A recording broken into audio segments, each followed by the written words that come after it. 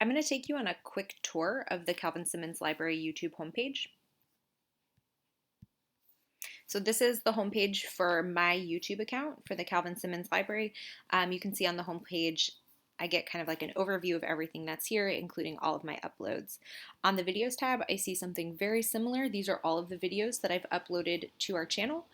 On the playlist tab, you can see that I've organized the videos into playlists. So for example, a whole playlist that is about research or book talks and recs, book trailers, slides tutorials. You could create playlists that are for particular modules or for particular lessons or around specific content. How-tos are also a super popular part of YouTube and a super effective way to use YouTube.